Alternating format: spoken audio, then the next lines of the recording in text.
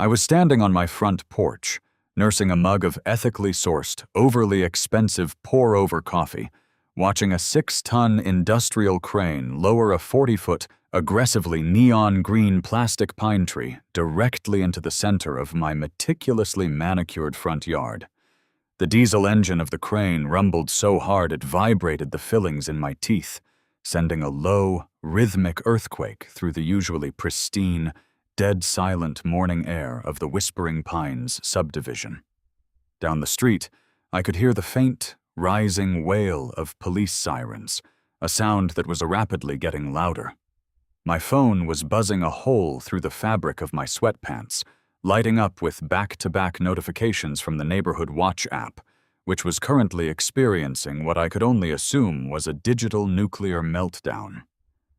I took a slow, agonizingly deliberate sip of my coffee, feeling the warm liquid slide down my throat as I admired the sheer, unadulterated ugliness of the colossal fake tree currently blotting out the morning sun. It was hideous.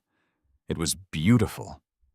It was the culmination of 3 months of pure, unadulterated suburban warfare, and I was savoring every single second of it. To understand how a giant, synthetic piece of commercial telecommunications equipment ended up taking root in the middle of one of the most obnoxious homeowners associations in Bend, Oregon, we have to rewind the clock back exactly 92 days. I had just moved to Bend, seeking the idyllic Pacific Northwest dream. I wanted the craft breweries on every corner, the sweeping views of the Cascade Mountains, the hiking trails, and the fresh pine air. I work entirely remote as a senior network engineer for a specialized data logistics firm, a job title that basically means I spend 12 hours a day staring at server latency graphs and moving massive encrypted data packets from one side of the planet to the other. Because of the sheer volume and sensitivity of the data I handle, standard residential cable internet was an absolute joke. I couldn't rely on the local monopoly provider who throttled speeds every time the wind blew too hard, or someone down the street fired up Netflix. I needed a dedicated, line-of-sight microwave link, a fixed wireless connection. To get that, I needed to mount a commercial-grade antenna on my property to catch the signal from the relay tower sitting on top of Pilot Butte, a few miles away. When I bought the house in Whispering Pines, I knew there was an HOA. I'm not an idiot. I've dealt with them before. I fully expected to have to paint my house one of 4 pre-approved shades of beige and keep my trash cans hidden from the street. I was fine with that. I am a quiet guy. I keep to myself, I mow my lawn, and I don't throw ragers on a Tuesday night. I figured if I played by the rules, paid my dues, and kept my head down, I would be left in peace. That was my first, and arguably most catastrophic, mistake. I had underestimated the sheer, terrifying power of a bored retiree with a clipboard and a god complex. Enter Brenda. Brenda was the president of the Whispering Pines Homeowners Association. She drove a customized, lifted golf cart that was painted a shade of pearl white that matched her aggressively highlighted hair. She wielded a neon-pink plastic clipboard like a medieval broadsword, patrolling the streets of our subdivision with the ruthless efficiency of a prison warden looking for contraband. I met her on day 3 of living in the house. I was unpacking boxes in the garage, sweaty and exhausted, when the silent electric motor of her golf cart whirred to a halt at the edge of my driveway. "Excuse me?" A voice chirped, sharp and grating, like a fork scraping across a ceramic plate. "You're the new owner of Lot 42, correct?" I wiped my forehead with the back of my hand and walked out into the sunlight. Brenda was sitting in her cart, peering at me over the rims of a pair of oversized designer sunglasses. She had a perfectly manicured finger poised over her clipboard. "Yeah, that's me," I said, trying to muster up a friendly, neighborly smile. "Just getting settled in. Moving is a nightmare, right?" Brenda did not smile back. She looked at me, then looked at my lawn, then back at me. "I'm Brenda, HOA president. I noticed your moving truck parked on the street overnight. That's a violation of Section 3.1, Paragraph A. No commercial vehicles parked on public thoroughfares between the hours of 10 p.m. and 6 a.m. I blinked. "Oh, sorry about that. The driver was exhausted. We just finished unloading late. He's pulling out in about 10 minutes. "Rules are rules," Brenda said, her voice devoid of any human empathy. She uncapped a red pen with a loud click. "I'll let it slide with a warning this time, seeing as you're new. But consider this your official verbal notice. Also, your grass is looking a little rebellious. We maintain a strict 2-inch height limit here. Yours is easily pushing 2.2. Mowing day is Thursday." I stared at her, genuinely trying to figure out if she was pulling some kind of elaborate hazing prank. She wasn't. Her face was locked in a mask of rigid, bureaucratic superiority. "Right, 2 inches. Got it," I said, my friendly smile hardening into a tight, forced line. "Welcome to Whispering Pines," she said, slamming the golf cart into gear and buzzing away down the street, leaving the faint scent of overpowering floral perfume in her wake. I should have known right then and there that things were going to go sideways, but I had a job to do.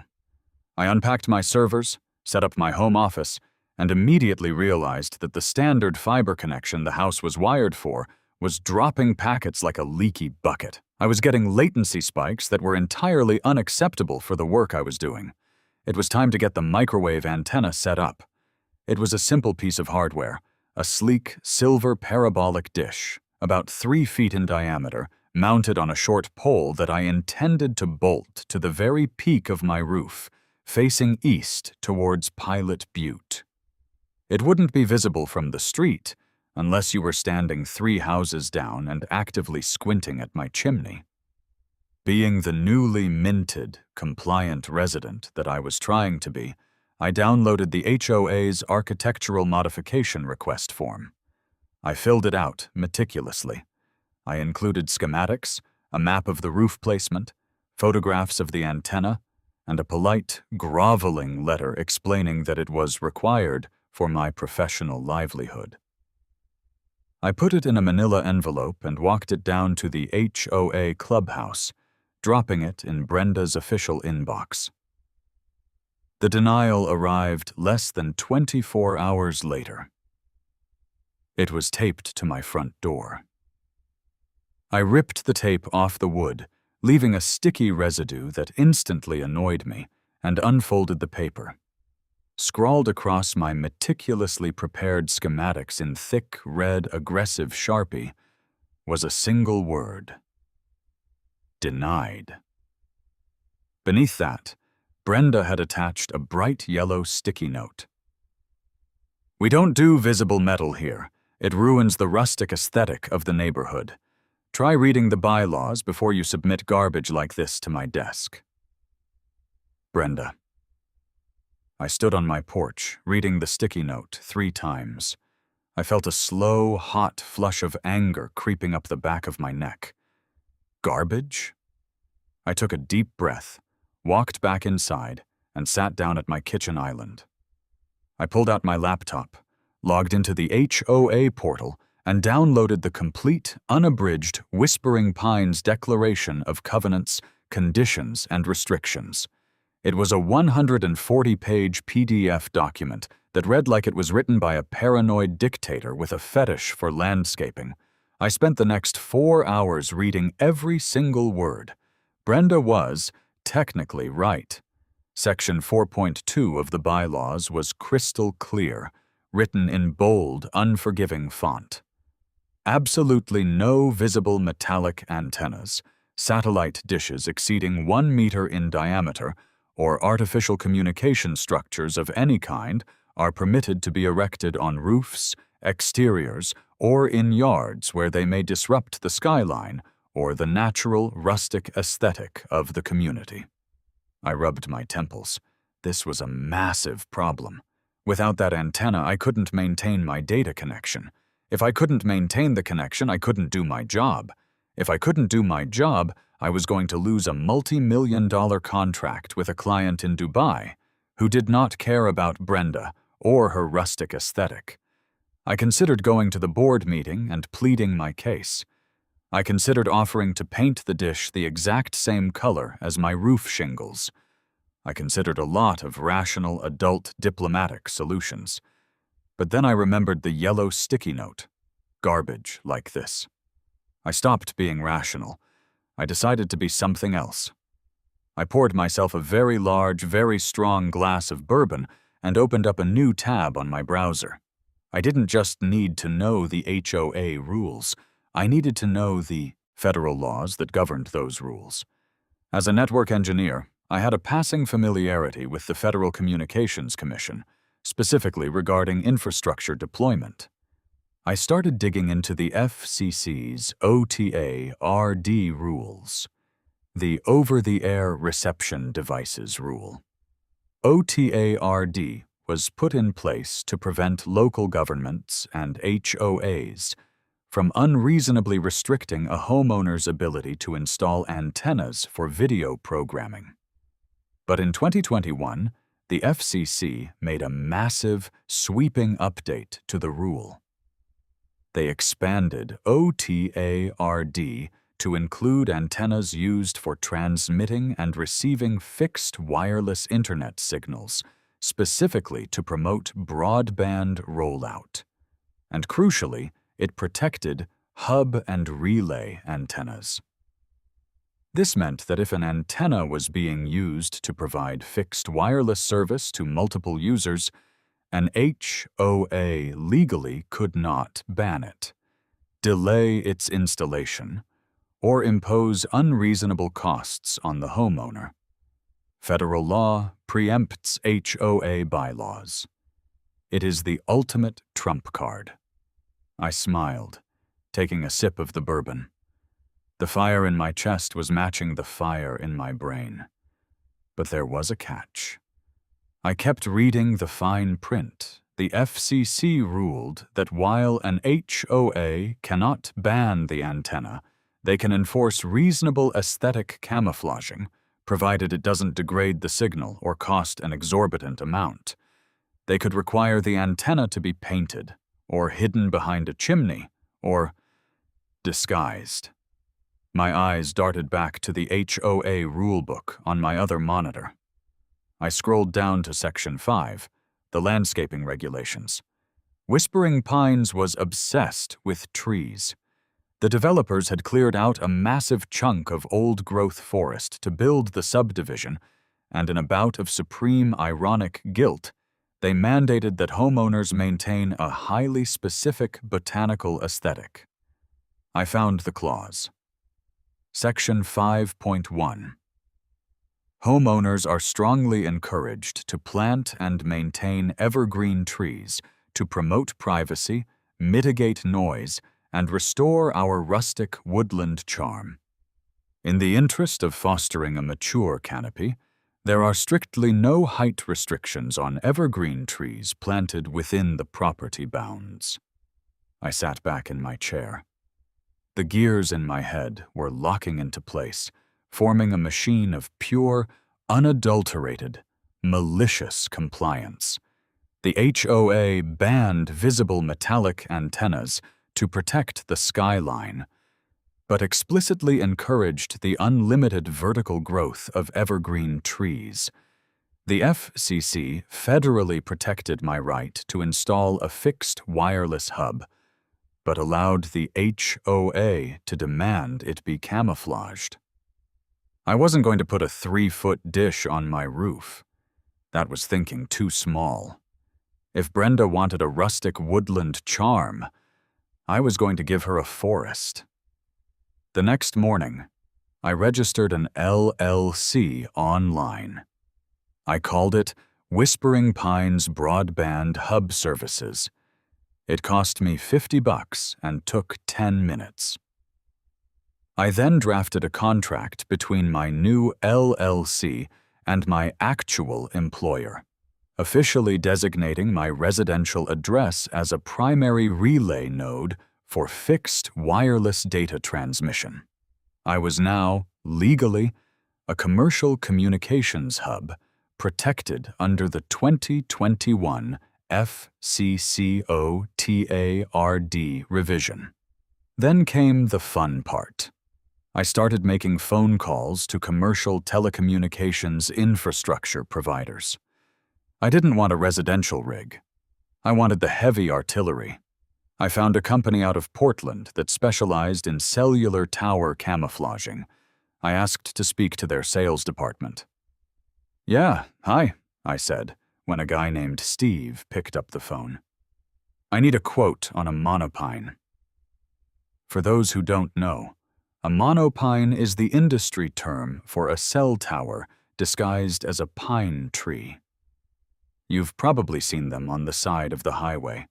Massive, thick steel poles covered in fake bark, adorned with giant, bristly branches made of UV-resistant plastic, hiding massive rectangular panel antennas. They are monstrously huge, incredibly expensive, and objectively hilarious to look at up close. "A monopine," Steve repeated, sounding slightly confused. "Okay.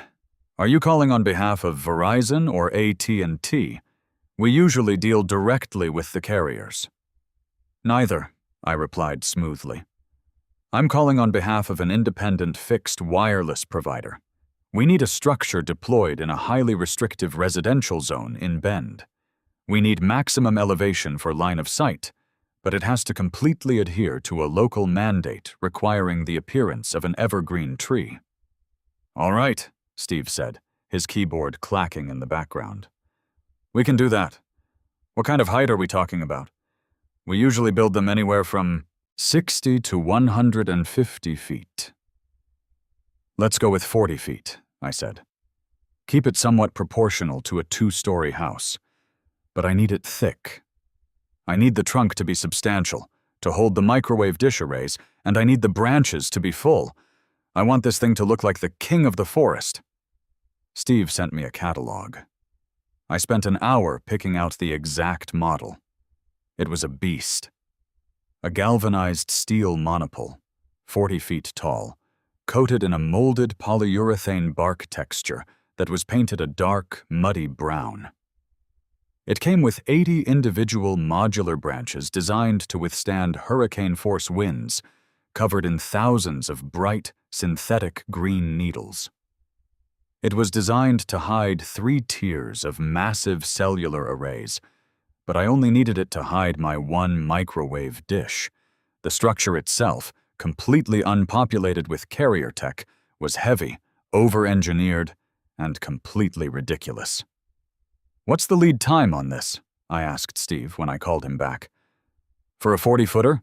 We actually have a surplus unit in the yard that a regional carrier canceled an order on last month. We can have it on a flatbed to Bend in 3 weeks. But you're going to need a serious foundation poured for this thing, buddy. It's basically a commercial skyscraper in miniature." "I'll handle the foundation," I said. "Send me the invoice." The quote was staggering. It was the price of a mid-sized sedan. I didn't care. It was a business expense, entirely write-offable under my newly formed LLC's infrastructure deployment budget. I signed the paperwork, wired the down payment, and moved to Phase 2 of the master plan, getting Brenda to stamp it. I drafted a new architectural modification request. I kept it incredibly brief. I did not mention the internet, antennas, or the FCC. I simply wrote, "Request for landscaping modification, front yard." Intent to install 1 mature privacy evergreen to increase property shade and adhere to the community's rustic woodland aesthetic per Section 5.1 of the bylaws. Target height, 40 feet. I attached a heavily cropped black and white printout of the monopine from Steve's catalog. If you squinted, and if you were a busy, careless HOA president who only cared about her own authority, It just looked like a grainy photo of a very large bushy pine tree. I walked down to the clubhouse, slipped it into Brenda's inbox, and waited. This time it took 3 days. I checked my mail on a Tuesday afternoon. Inside was my form, returned to me. Stamped right across the middle in green ink was the word, approved. Below it was Brenda's looping, arrogant signature. I stared at the signature. I literally laughed out loud, standing alone in my driveway. She hadn't asked questions. She hadn't requested botanical details. She saw the words Privacy Evergreen and Section 5.1 and happily rubber-stamped it, probably thrilled that I was conforming to her bizarre obsession with trees. I took the approved form, placed it inside a plastic sheet protector, and locked it in my fireproof safe. It was my golden ticket. The next step was logistics. A 40-foot steel tower doesn't just stick into the dirt. I needed permits from the city of Bend for a commercial concrete pour and a structural erection. Dealing with the city engineering department was actually a breeze. Unlike the HOA, the city just cared about math and safety. I provided the engineering specs from the Portland manufacturer, showed them my FCC compliance paperwork, and they issued the building permits without batting an eye. I hired a local commercial contracting crew to handle the dirt work. I met the foreman, Big Mike, on a chilly Tuesday morning. Mike was a massive guy, standing about 6'4", built like a brick wall, sporting a thick, graying beard and a high-vis yellow hard hat. He pulled up in a dually pickup truck, carrying a thermos of coffee that looked like a small keg. I laid out the blueprints on the hood of his truck. So, Mike, here's the situation. We're digging a 6-by-6-foot hole, 8 feet deep, right here in the center of the lawn. We're dropping a rebar cage and pouring high-strength concrete with an anchor bolt template. Mike squinted at the blueprints, tracing the lines with a thick, calloused finger. This is a structural pad for a commercial monopole. You putting up a cell tower in a residential neighborhood, son? Technically, I said, leaning against his truck. I am planting a tree. Mike stopped. He slowly turned his head to look at me, his eyes narrowing. A tree. I pulled the laminated HOA approval form out of my jacket pocket and handed it to him. Mike looked at the form. He read the words, Privacy Evergreen. He read Brenda's signature. He looked back at the blueprints for the massive steel anchor cage. Let me get this straight, Mike rumbled, his voice dropping an octave. You got the HOA president to sign off on a commercial telecommunications tower foundation because you called it an evergreen tree? She has a very strict interpretation of the neighborhood aesthetic, I replied, deadpan. I'm just trying to follow the rules, Mike. A slow, massive grin spread across Mike's face, splitting his beard. He started to chuckle, a deep, rumbling sound that turned into a full-blown belly laugh. He laughed so hard he had to lean against the fender of his truck, coughing and wheezing. Oh man, he gasped, wiping a tear from his eye. I have dealt with these HOA boards for 20 years. They are a plague. This is a masterpiece. So we're good to dig? I asked. Good to dig, Mike bellowed, slapping the hood of the truck. Boys, fire up the mini excavator. We're planting a damn tree today.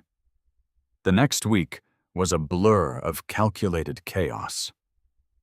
Mike and his crew tore up a massive square of my perfectly manicured 2.2-inch grass. The neighborhood watch app went completely feral. Brenda drove by 3 times in one day in her golf cart, glaring at the construction equipment. She finally stopped on the 3rd pass, slamming the brakes so hard the tires squeaked on the asphalt. What in the world is going on here? She shrieked from the street. I walked down the driveway, wearing a pair of work gloves, holding my coffee. Morning, Brenda. Just doing the prep work for the landscaping project you approved, the Privacy Evergreen. Brenda eyed the massive hole in the ground and the mound of dirt piled next to it. You don't need a backhoe to plant a tree. And what is all that metal? She pointed to the massive steel rebar cage sitting on the driveway. It's a very mature tree, Brenda, I explained calmly. The root ball is substantial. The arborists advised putting down a foundational grid to ensure it doesn't blow over in the high desert winds. Safety first. Brenda narrowed her eyes, clearly suspicious, but entirely out of her depth regarding construction engineering. Well, it's an eyesore. I expect this mess cleaned up by Friday, or you'll be cited for debris in public view. Absolutely, Brenda. Have a blessed day, I said, turning my back on her and walking back up the driveway. We poured the concrete the next day. It took 2 cement mixer trucks backing up into my driveway to fill the hole. We let it cure for 2 weeks. During that time, I received 4 written warnings from the HOA regarding unsightly dirt piles and construction noise. I filed them all directly into the trash can.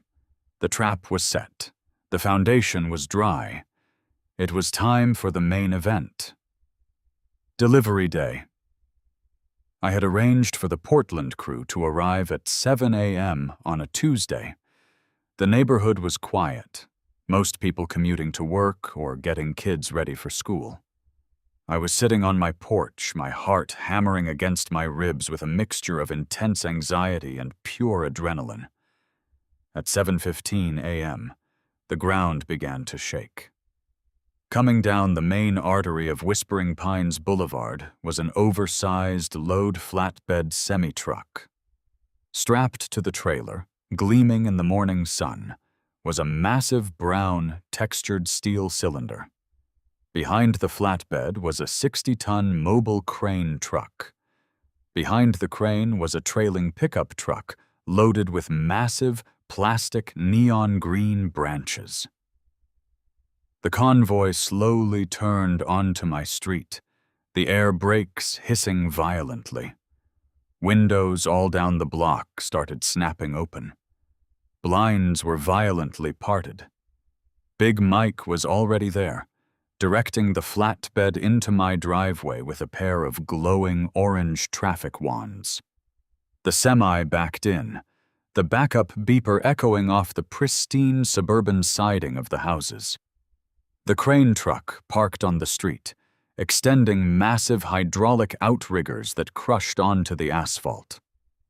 "All right, let's get this rig up before the natives get restless," Mike yelled over the roar of the diesel engines. The rigging crew moved with military precision. They strapped massive nylon slings around the steel trunk. The crane engine revved, a plume of black smoke shooting into the sky, and the 40-foot steel pole was hoisted. Into the air. It swung over my lawn, blocking out the sun, a colossal monument to spite. My phone started exploding. The neighborhood app was throwing push notifications so fast the screen was a blur. Susan. Lot 12. What is happening at Lot 42? Is that a missile silo? Gary, Lot 88. Someone call the police. There is industrial equipment destroying the road. Brenda, HOA Press. I am on my way. Do not let them proceed. I smiled. The crane operator gently lowered the steel trunk down onto the concrete pad. The massive base plate slotted perfectly over the anchor bolts protruding from the cement.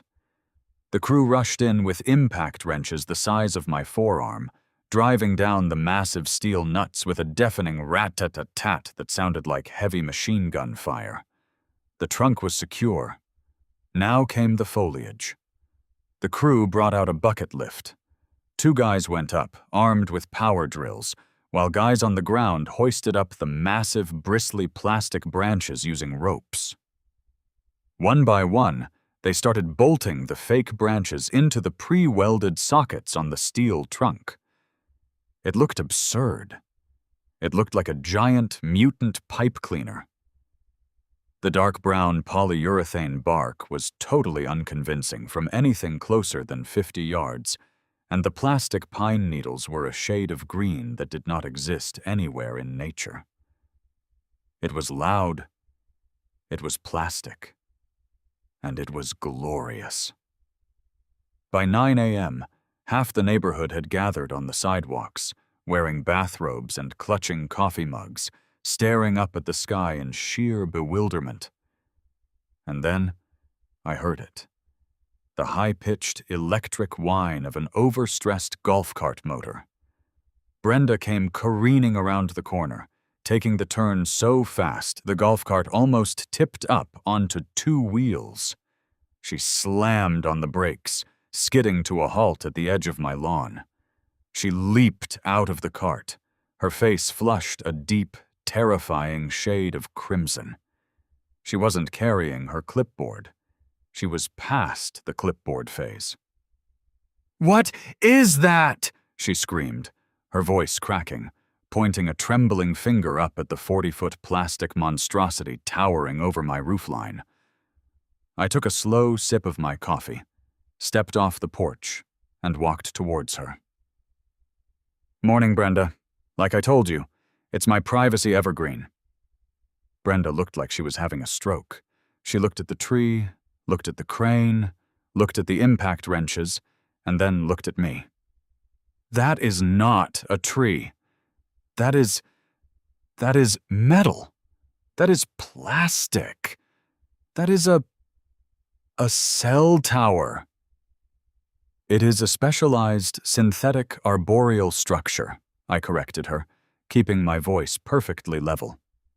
"It requires 0 watering. It won't drop pine needles on my driveway, and it provides year-round shade. It's incredibly efficient." "You lied on your architectural request," she shrieked, stomping her foot on the asphalt. "You requested a tree. This is an industrial communication structure. It violates Section 4.2. It disrupts the skyline. It is an abomination." "Brenda," I said softly, reaching into my back pocket and pulling out the folded, laminated approval form. I held it up right in front of her face. "I submitted a request for a privacy evergreen of 40 feet. You stamped it. You signed it." This structure, known in the landscaping and telecommunications industry as a monopine, perfectly fits the aesthetic requirements of Section 5.1, which encourages the planting of evergreen trees with no height restrictions to maintain the rustic woodland charm. "I am revoking the approval," she yelled, swiping at the paper. I pulled it back out of her reach. "I am issuing an immediate cease and desist. I am fining you $5,000 a day until that thing is torn down." You can't revoke an approval ex post facto once construction has commenced based on that approval, Brenda. You know the bylaws. Section 8.3, Architectural Review Finality. I knew the rulebook better than she did now. "And regarding the fine, you might want to hold off on that. As of last Tuesday, my address is a federally registered fixed wireless hub under Whispering Pines Broadband Hub Services, LLC. Brenda froze. The rage in her eyes was briefly replaced by intense confusion. "What are you talking about?" "The antenna going up on the top tier of that tree later this afternoon." I pointed up to the canopy, where the crew was securing the highest branches, "is a fixed wireless relay.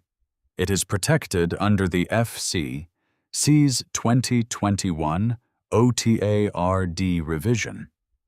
Federal law prohibits this HOA from delaying, preventing, or unreasonably restricting its deployment. Furthermore, the FCC rule states that while you can demand camouflage, which I have generously provided via this gorgeous monopine, any fines levied against me for deploying this federally protected infrastructure will be considered a direct violation of federal law, subject to FCC penalization against the HOA board." I let the words hang in the air. The silence was deafening, broken only by the hum of the bucket lift operating high above us. Brenda's mouth opened and closed a few times, like a fish out of water. She was out of her depth. Her entire worldview, based on the absolute authority of the neighborhood covenants, had just been legally atomized by a guy in sweatpants and a federal regulatory agency she had never heard of. "You," she sputtered, her voice dropping to a venomous whisper. "You haven't heard the last of this. I am calling the police. I am calling the city. I am calling our lawyers." "You do that, Brenda," I smiled, turning back towards my house. "Just make sure you dial from a cell phone. The reception around here is about to get fantastic." She spun around, marched back to her golf cart, and peeled out, leaving a faint streak of rubber on the pavement.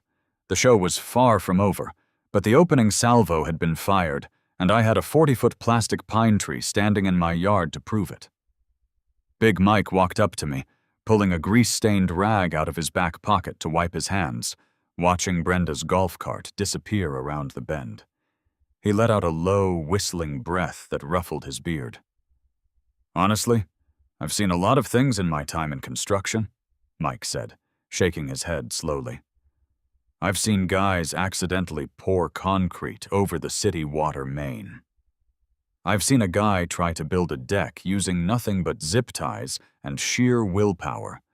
But I have literally never seen a homeowner openly declare psychological warfare on an HOA board using a 40-foot commercial telecommunications disguise. I mean, you broke her brain, man. You completely short-circuited her." I took another sip of my coffee, which was cold by now, but I didn't even care. The adrenaline was still humming through my veins like a live wire. "I guess she just really wasn't expecting the federal government to back up my landscaping choices. Are the microwave arrays ready to go up?" "Yeah," Mike chuckled, signaling to the crew in the bucket lift. "We're mounting the bracket for your dish right below the top tier of the fake canopy. Once that's bolted in, we'll run the conduit down the center of the monopole and trench the fiber line right into your garage wall. You'll be online by noon, assuming, SWAT doesn't show up first." "Honestly, with Brenda, I wouldn't rule out SWAT," I said, leaning against my porch railing. The crew worked for another 45 minutes. They hoisted my sleek, silver parabolic dish up into the plastic foliage. It was nestled perfectly between two massive, fake branches pointing eastward over the rooftops toward Pilot Butte. From the street, you couldn't even see the dish unless you knew exactly where to look and had a pair of military-grade binoculars. All you saw was a colossal, hulking mass of aggressive green plastic that looked like it had been designed by an alien who had only ever seen a tree described to them over a bad radio connection. The sheer scale of the monopine was breathtaking. It dwarfed my 2-story house. It cast a massive, cooling shadow entirely across my driveway and halfway onto my neighbor Gary's perfectly manicured lawn. Gary, by the way, was currently standing on his front steps, wearing a bathrobe and holding a garden hose that wasn't turned on, just staring up at the structure with his mouth hanging open. I gave him a little wave. He did not wave back. I was just signing the final invoice on Big Mike's clipboard when I heard the sirens. It wasn't just one siren. It was 2 distinct wails, echoing through the suburban streets, cutting through the quiet morning air. I guess Brenda hadn't been bluffing. She really had called the cops. 2 black and white Bend Police Department cruisers turned the corner, their lights flashing, reflecting off the pristine vinyl siding of the Whispering Pines homes. They pulled up short, angling their cars to block the street right in front of my driveway. The doors opened, and 2 officers stepped out. One was older, maybe mid-50s, with a thick mustache and the exhausted posture of a man who was counting the days until his pension kicked in. The other was a younger rookie who looked like he had graduated from the academy about 15 minutes ago. And right behind them, tailgating the police cruisers like a rabid dog, was Brenda in her golf cart. The older officer, his name tag read Reynolds, put his hand on his duty belt and started walking up the driveway. He didn't look at me. He didn't look at Mike. He was staring straight up at the sky, his head tilted so far back his hat almost fell off. He walked until he bumped directly into one of the massive steel outriggers of the crane truck. "Holy mother of pearl," Officer Reynolds muttered, his voice full of genuine, unadulterated awe. "What in God's name is that?" "It's an evergreen tree, officer," I said, stepping forward. "Just doing some routine landscaping, getting some shade for the front yard. I mean, the summers here can be brutal, right?" Reynolds slowly lowered his head and looked at me. He had the eyes of a man who had seen terrible things, and I could tell immediately that he classed this HOA nonsense right up there with the worst of them. "Sir," Reynolds sighed heavily, "I got a dispatch call from a very frantic woman claiming that a resident was building an illegal, unauthorized commercial structure, disturbing the peace, and operating heavy machinery without a permit. Now I pull up and I see this." He gestured vaguely at the monopine. "I've been on the force for 22 years. I've broken up bar fights, I've chased bears out of hot tubs, but I have never, ever had to respond to a call about a giant, fake, plastic tree. So please walk me through this before I decide to just retire right now." Brenda came power walking up the driveway, pushing past the rookie cop who was still staring at the tree like it was a UFO. "Officer," she barked, pointing an accusing finger at me. "Arrest him! He is violating the Whispering Pines covenants. He lied on his architectural request. He's building a cell tower." Officer Reynolds held up a hand, palm out, stopping Brenda in her tracks. "Ma'am, take a breath. I'm trying to get the facts here." He turned back to me. "Is she right? Are you building a cell tower in a residential zone?" "No, sir," I said smoothly. "I am not building a cell tower. This structure is not leasing space to Verizon, AT&T, or T-Mobile. It is a federally registered fixed wireless broadband hub, and I have every single permit required by the city of Bend." I pulled a thick manila folder off the porch chair. I had prepared it specifically for this exact moment. I handed it to Officer Reynolds. "Page 1 is the city engineering permit for the concrete pad," I narrated as he flipped open the folder. "Page 2 is the structural erection permit for a 40-foot monopole, stamped and approved by the city planning office. Page 3 is the FCC fixed wireless node registration for my LLC, Whispering Pines Broadband Hub Services."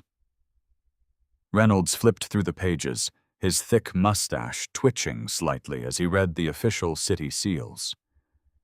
"Page 4, I continued, saving the best for last, is the signed and approved architectural modification request from the Whispering Pines Homeowners Association, authorizing the installation of a 40-foot privacy evergreen on this exact spot. Signed by Brenda herself. Honestly, I'm just trying to follow the rules here." Reynolds pulled out the HOA approval form. He looked at the signature. He looked at Brenda. "Brenda," Reynolds said, his voice dropping into a tone of profound, soul-crushing exhaustion. "Did you sign this?" "I thought it was a real tree!" Brenda shrieked, her voice echoing off the houses. "He tricked me! He used the words privacy evergreen. That is a deceptive practice. It's fraud!" "Ma'am, it says target height, 40 feet, and has a picture of a giant metal pole with plastic branches on it," Reynolds said, tapping the paper. "It's literally right here." "I skimmed it," she admitted, which was probably the first time in her life she had ever admitted fault. "We have a neighborhood aesthetic. This thing is an eyesore. It's a danger. What if it falls over?" Big Mike stepped in, crossing his massive tattooed arms. "Officer, my crew poured an 8-foot deep steel-reinforced concrete foundation for this pad. You could drive a tank into that pole and the tank would lose. It is rated for Category 5 hurricane winds. It ain't going anywhere. Reynolds closed the folder and handed it back to me. He looked at Brenda. Brenda, this is a civil matter, Reynolds said firmly. He has city permits, he has federal paperwork, and he has an HOA approval form that you signed. There is absolutely nothing criminal happening here. He is not disturbing the peace, the contractors are parked legally, and there is no noise violation at 9:30 in the morning. You can't just leave, Brenda yelled, stomping her foot again. Look at it. It's hideous. It ruins the skyline. Honestly, Brenda, I don't write tickets for ugly, Reynolds deadpanned. If I did, I'd have a quota to fill in this neighborhood alone. I'm going back on patrol. Do not call 911 again unless this tree actually comes to life and starts attacking people. Reynolds turned around, tipped his hat to me, and walked back to his cruiser. The rookie cop lingered for a second, looked at me, gave me a subtle, highly illegal thumbs up, and jogged after his partner. The two cruisers backed out of the street and drove away, leaving Brenda standing alone in my driveway, vibrating with an intensity that suggested she was about to spontaneously combust. She didn't say another word. She just glared at me with a look of pure, unadulterated hatred, turned on her heel, marched back to her golf cart, and drove away. Well, Mike said, slapping me on the shoulder. That went pretty well, I'd say. We're gonna pack up the rig. You enjoy your internet, buddy. By noon, the heavy machinery was gone. My driveway was empty, and standing in the center of my lawn was my glorious 40-foot monument to malicious compliance. I went inside, booted up my work computer, and ran a speed test. The latency was effectively 0. The download speed was astronomical. The microwave link was absolutely perfect. I sat back in my chair and laughed until my ribs hurt. But I knew Brenda wasn't done. The police were just her first wave. When dealing with an HOA president whose authority has been publicly undermined, you have to expect a total war of attrition. The very next morning, the certified mail started arriving. The postal worker, a nice guy named Gary, who usually just waved, actually walked up to my door, looking terrified. He handed me a stack of 3 thick, ominous-looking envelopes. You have to sign for these, man. Good luck. I signed the slip and took the envelopes inside. They were all from the Whispering Pines HOA Legal Counsel. I opened the first one. It was an official Notice of Violation. It cited Section 4.2 of the bylaws, the visible antenna rule. It entirely ignored my approved Section 5.1 landscaping request. It stated that I had constructed an authorized commercial telecommunications facility and that I was being fined $1,000 for the initial violation, plus an ongoing fine of $500 per day until the structure was removed and the lawn restored to its original condition. I opened the second envelope. It was a cease and desist order demanding that I immediately halt all transmission of radio frequencies from my property, citing health and safety concerns regarding unregulated microwave radiation. I opened the third envelope. This one was the kicker. It was an official summons to a mandatory emergency HOA board hearing scheduled for the following Thursday at the clubhouse. Attendance was compulsory, and failure to appear would result in an automatic lien being placed on my property. I laid the letters out on my kitchen counter. They were throwing everything they had at me. They were trying to scare me with legal jargon and the threat of financial ruin. Most homeowners would have crumbled. Most homeowners would have immediately called the contractors to tear the tree down, terrified of losing their house to a lien. But I wasn't most homeowners, and they were playing checkers while I was playing a federally protected game of chess. I took the $1,000 fine notice, went into my home office, put it inside a sleek black picture frame, and hung it on the wall right behind my desk. It really tied the room together. I decided that if they were going to escalate, I needed to escalate. I needed to establish dominance. I needed to make sure that every single time Brenda looked out her window, she was reminded of her own spectacular failure. It was mid-November. The holidays were approaching. And you know what you do with pine trees during the holidays? You decorate them. I drove to the local hardware store and bought the biggest, tackiest, most aggressively bright commercial-grade Christmas lights I could find. I didn't buy the classy, warm white incandescent bulbs. I bought the LED multicolor strands that blink randomly in 5 different seizure-inducing patterns. I bought 10 boxes of them, 100 feet of pure, festive visual pollution. I waited until midnight. The neighborhood was dead silent. I dragged my 20-foot extension ladder out of the garage and leaned it against the thick polyurethane bark of the monopine's trunk. I climbed up into the plastic foliage, which smelled weirdly like a new shower curtain, and started stringing the lights. Because the tree was 40 feet tall, I could only reach about halfway up with the ladder, but that was fine. I aggressively wrapped the bottom 20 feet of the trunk and the lower branches in a dense, chaotic web of wires and bulbs.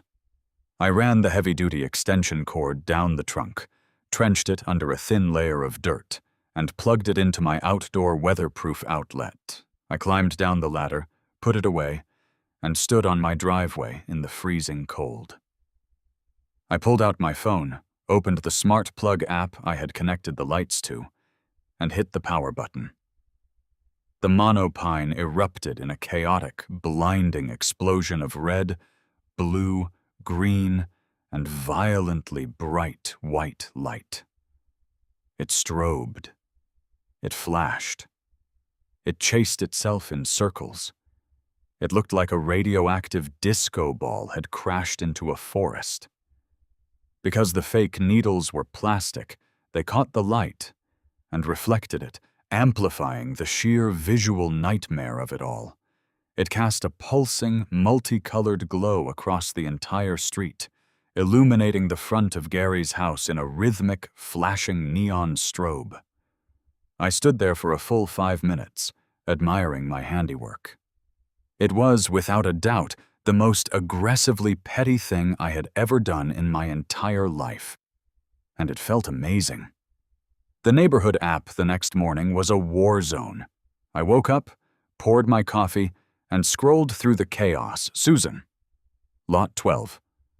Has anyone else seen the laser light show at Lot 42? I couldn't sleep. The lights were flashing through my blackout curtains. Gary, Lot 88. This is a disgrace. It's mid-November, and it's a cell tower. We are the laughingstock of Bend. Brenda, HOA Press. The board is aware. Legal action is pending. Do not engage with the homeowner. He is unhinged. Unhinged, I muttered to myself, chuckling. That's cute. Around 10 a.m., a white pickup truck with the city seal on the door pulled up to my curb. A guy wearing a high-vis vest and carrying a clipboard got out. He looked tired. Not Officer Reynolds tired, but I work in local government bureaucracy tired. He walked up my driveway, staring at the flashing Christmas lights that were still aggressively blinking in the broad daylight. I walked out to meet him. Can I help you? Dave, City Code Enforcement, he said, sighing. I got about 47 complaints filed overnight through the city portal regarding an illegal, unpermitted commercial structure that is also allegedly a, quote, radioactive light hazard. I need to inspect the installation. Honestly, Dave, be my guest, I said, gesturing to the tree. Dave walked around the base of the monopine. He kicked the concrete pad with his steel-toed boot. He looked at the massive anchor bolts. He pulled out a tape measure and checked the setback distance from the sidewalk. "Where are your permits?" he asked. I handed him the manila folder. Dave reviewed the engineering permit, the structural erection permit, and the electrical permit I had pulled for the outdoor outlet. "Everything looks to code," Dave said, scratching his chin. "Foundation is solid, clearances are good, but it is a cell tower in a residential zone. We don't usually permit these outside of commercial corridors." "It's not a cell tower, Dave. It's a fixed wireless hub. Page 3. Dave flipped to the FCC paperwork. He read it. He squinted, read it again, and let out a long, low whistle. "OTARD revision. You registered as a commercial relay node." "Literally just trying to get decent ping for my remote job?" I shrugged. Dave looked from the paperwork up to the 40-foot plastic tree and then over to the aggressively blinking Christmas lights. A small, knowing smile tugged at the corner of his mouth. "You got the HOA to approve this?" he asked, his voice dropping slightly. "Page 4, I smiled. Dave flipped to the HOA form. He saw the words privacy, evergreen, and Brenda's signature. He closed the folder, handed it back to me, and shook his head. "Well, legally speaking, from the city's perspective, this is a permitted structure acting as a federally protected telecommunications hub. There is no code violation here." Dave looked at the blinking lights. "Although, technically, the city does have a light pollution ordinance. If those lights are strobing at night and causing a nuisance to traffic, I might have to cite you. I'll set them to a static, warm white after sunset, Dave. No strobing." "Appreciate that," Dave said. "I'll close the ticket. Have a good one. And hey, nice tree." Dave drove away. That was two separate governmental entities, the police and city code enforcement, that Brenda had tried to weaponize against me, and both had bounced right off my impenetrable shield of malicious compliance and federal law. But I knew the real battle was still coming. The emergency HOA board hearing was scheduled for Thursday. This was where Brenda was going to try and execute me in front of the entire neighborhood. This was her home turf. She controlled the board, she controlled the microphone, and she had the HOA lawyer in her pocket. I spent the next 3 days preparing. I didn't just read the bylaws. I memorized them. I printed out hard copies of the FCC regulations. I highlighted key passages. I built a slide deck. I approached it like I was going into a multi-million-dollar tech pitch, because in a way I was. I was pitching my right to exist outside of Brenda's psychotic delusion of suburban control. Thursday night arrived. It was raining, a cold, miserable Pacific Northwest drizzle. I put on a crisp button-down shirt, grabbed my laptop and my laser pointer, and walked the 3 blocks down to the Whispering Pines clubhouse. The parking lot was packed. Usually, HOA meetings are attended by maybe 5 or 6 retired folks who want to complain about dog poop on the sidewalks. Tonight, it looked like a town hall meeting in a disaster movie. There were people parking on the grass. I walked through the double glass doors of the clubhouse. The main meeting room was completely full. There had to be 100 people crammed into folding chairs. The hum of angry, whispering voices filled the room. The moment I stepped through the door, the entire room went dead silent. 100 pairs of eyes turned to stare at me. Some looked angry, some looked terrified. Gary looked like he wanted to throw a chair at me. At the front of the room, sitting behind a long folding table, was the HOA Board of Directors. 4 elderly people who looked incredibly uncomfortable. And right in the center, flanked by a man in a cheap suit who I assumed was the HOA lawyer, was Brenda. She looked radiant. She had dressed up for the occasion. She had her neon pink clipboard sitting in front of her like a weapon of mass destruction. She stared me down as I walked down the center aisle, found an empty chair in the second row, and sat down, resting my laptop on my knees. "Call this emergency meeting to order," Brenda announced into the microphone, her voice echoing too loudly through the cheap PA system. "We are here to address an unprecedented, malicious, and illegal violation of the Whispering Pines Declaration of Covenants, Conditions, and Restrictions, specifically the construction of an industrial cell tower disguised as a joke, erected on Lot 42. The crowd murmured in agreement. I just sat there, my face totally blank, waiting for my moment. "The board has issued a formal notice of violation, daily fines, and a cease and desist order," Brenda continued, glaring daggers at me. "The homeowner has ignored all of them. He has further antagonized the community by draping this offensive structure in seizure-inducing holiday lights in mid-November." More murmurs. Gary aggressively crossed his arms. "I yield the floor to our legal counsel, Mr. Higgins, to explain the process of placing a lien on Lot 42, Brenda said, looking incredibly smug. Mr. Higgins, the lawyer in the cheap suit, stood up. He adjusted his glasses. "Yes, well, under Section 12 of the bylaws, the HOA maintains the right to place a mechanic's lien on any property that accrues unpaid fines in excess of $2,000. The current fines on Lot 42 are at $3,000 and climbing. If the structure is not removed by Monday, we will file the lien with the county clerk, which can ultimately lead to foreclosure." A collective gasp went through the room. Foreclosure. They were actually threatening to take my house over a fake tree. Brenda leaned into the microphone. "Does the homeowner of Lot 42 have anything to say in his defense before the board formally votes on the lien action?" This was it, the sovereign ruling moment. I stood up. I didn't yell. I didn't look angry. I looked perfectly, infuriatingly calm. "Yeah, Brenda," I said, my voice carrying easily through the silent room. "I have a few things to say. Is there an HDMI cable for the projector? I brought a presentation." Brenda blinked. Presentation? This isn't a corporate retreat. This is a disciplinary hearing."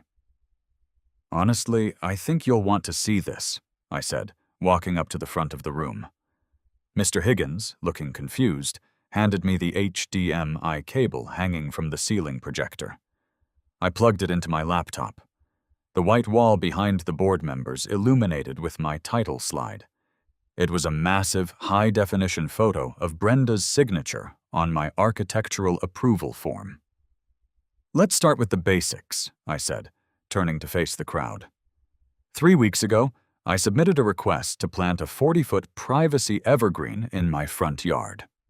I cited Section 5.1 of the HOA bylaws, which, as I'm sure you all know, states that homeowners are strongly encouraged to plant evergreen trees, and explicitly states that there are strictly no height restrictions on them. I clicked my laser pointer, circling Brenda's signature in bright red light on the wall. The president of this board, Brenda, personally approved and stamped this request. I followed the rules. I got the required permission. I then spent $25,000 of my own money to construct the landscaping feature exactly as approved. "It's not a tree!" Gary yelled from the back. "It's metal! It's a cell tower!" "Gary, it's a monopine," I replied smoothly. "It is an artificial arboreal structure.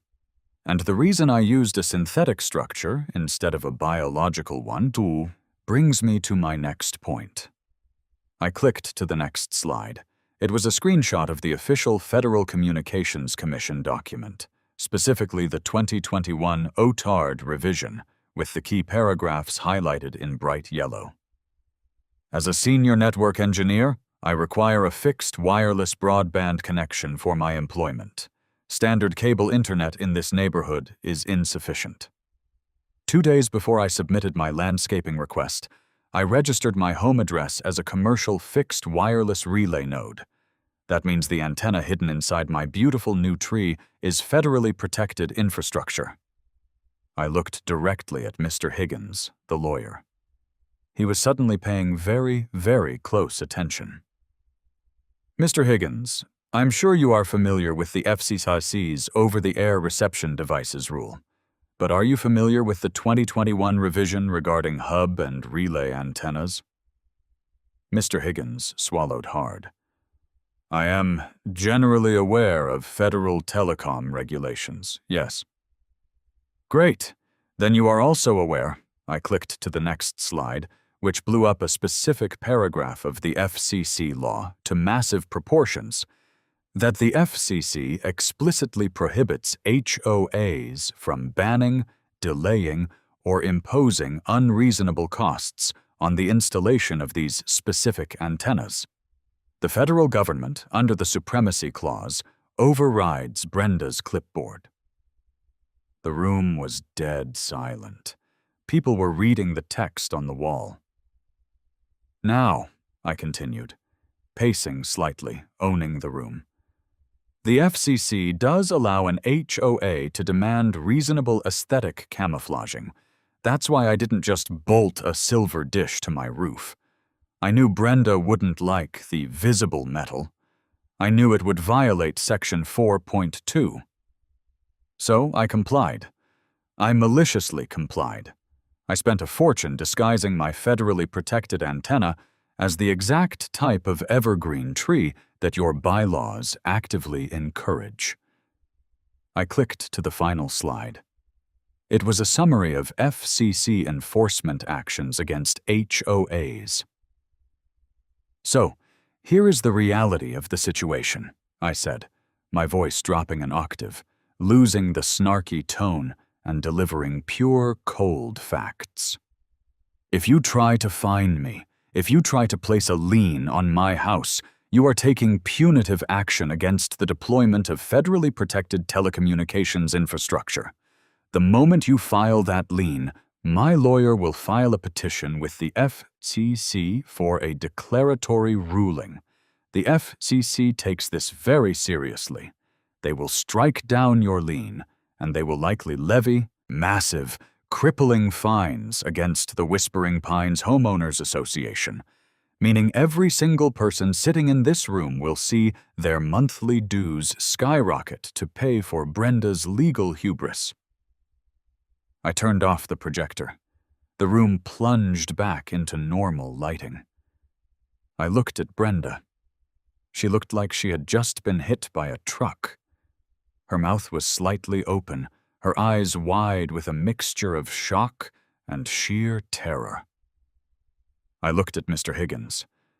The lawyer was hurriedly packing his papers into his briefcase. He leaned over and whispered frantically into Brenda's ear.